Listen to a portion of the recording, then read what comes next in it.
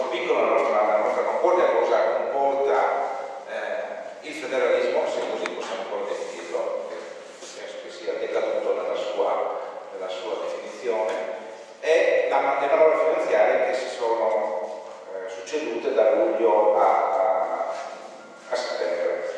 Prima due considerazioni. La prima, in questa serata avevo suggerito che ci fosse presente anche una componente della maggioranza governativa nazionale, quindi di Lega.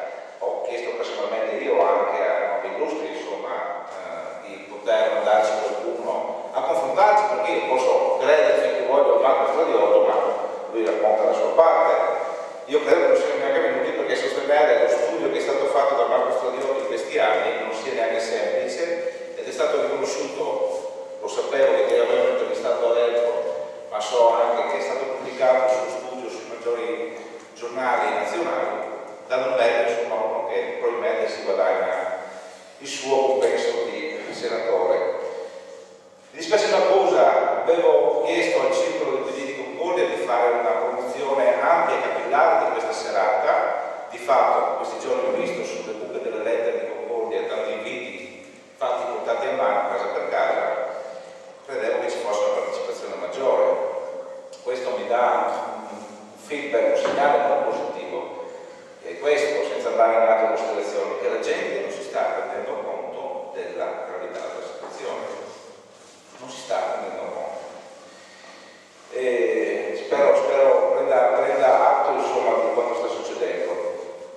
Io vorrei calare dall'altro i numeri che sia Giovanni che il senatore Stradiotto hanno. Io ti do ancora il titolo di senatore, Marco, perché è giusto che le istituzioni siano riconosciute, purtroppo, e in questo periodo. A calare su Concordia. No, perché non sempre siamo riconosciuti, e questo io mi soffro. Per dare due esempi di cosa significa, noi stiamo parlando di tagli, stiamo parlare di manovre, quant'altro, ma la gente ancora non ha toccato con mano, forse anche perché delle scelte fatte a livello locale non le hanno fatte toccare con mano, ma un esempio, forse qualcuno l'ha già sentito nominare, di cosa ha provocato la riforma, per esempio, della scuola Gelmini a Concordia Sagittaria. 3 esempi chiari. Il primo, l'accorpamento delle classi. Adesso possiamo portare le classi da 25, 24, 25 bambini che erano fino a 2 anni fa a 29. Voi direte cosa cambia, le classi ci sono, stanno proprio stretti. No? Questo per dire, ad esempio, della scuola materna di Via Iulia, che era una struttura prevista per contenere 100 bambini. 4 sezioni per 29, 28-29 fa 112 bambini. Non si rispetta più la sicurezza sotto l'aspetto dell'incendio. Si dovete guardare il piano. 65.000 euro. È una conseguenza della riforma di questo. Altro esempio, lo scodellamento delle mense.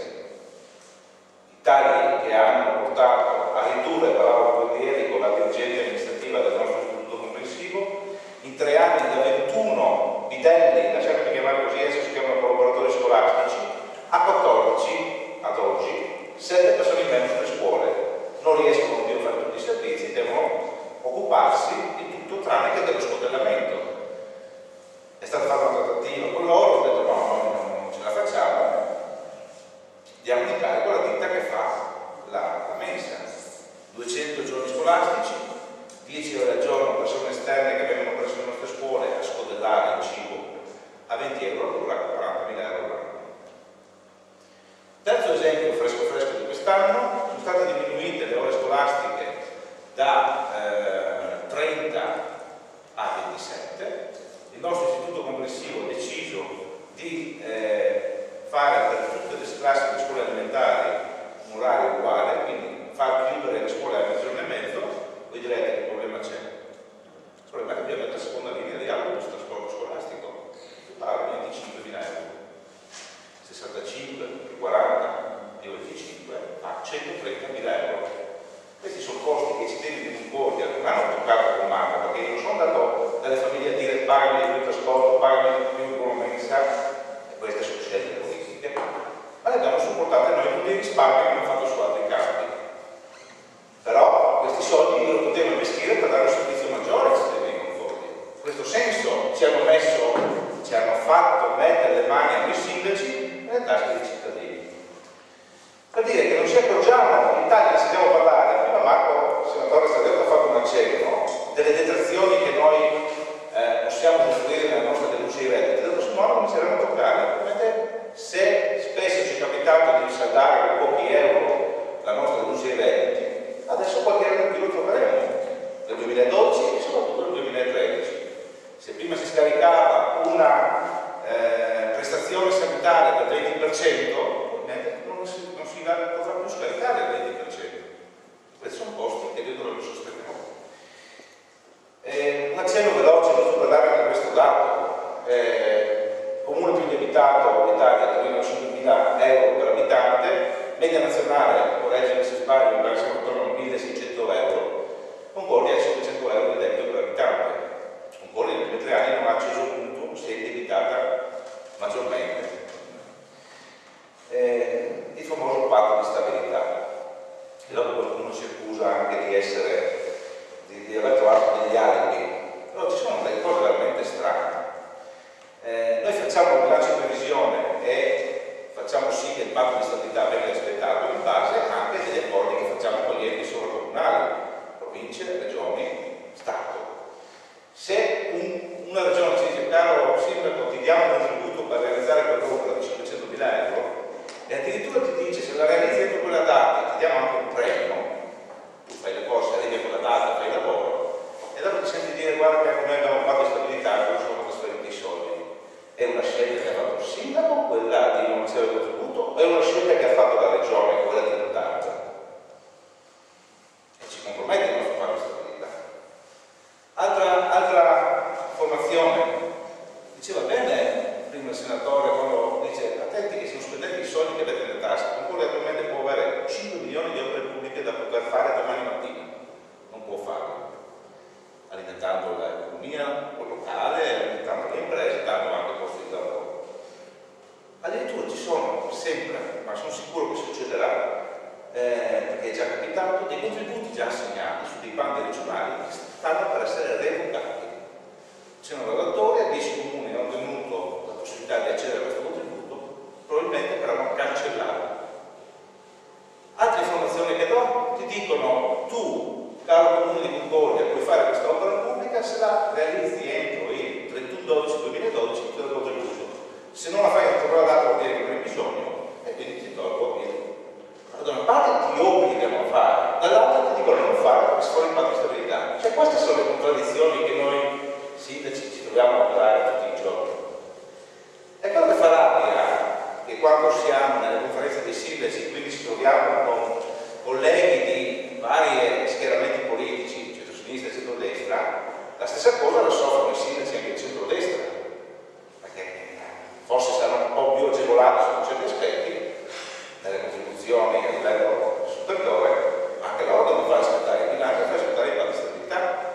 Allora, fra noi sono depressi, ma quando si tratta di andare a manifestare a Mestre, a Milano, come abbiamo fatto noi, raramente si vedono. Anzi, avrete sentito parlare, ci sono dei circolari cosiddetti a Brezhnev, no? Da vecchio Bush, che dice cari sindaci di Lega e centrodestra, guai a voi se alzate la mano per dire che non ce la fate più. Silenzio e non si fanno dichiarazioni. Questa è democrazia. Questo è quello che succede. Se vogliamo un ulteriore conferma, l'elezione del segretario della Lega Nord a Varese l'altro giorno, mi pare che tutti sappiano come è venuta. Allora, per dire cosa che veramente è un periodo brutto per fare gli amministratori pubblici questo. Stiamo aspettando di avere tutti i dati, perché noi nel prossimo anno dobbiamo fare con 300.000 euro in meno, che si sommano i 150.000 euro in meno che abbiamo avuto come taglio quest'anno, fra una cosa 50, che si sommano i trasferimenti dell'ICI che il governo ci aveva promesso, ma che non tutti sono stati fatti.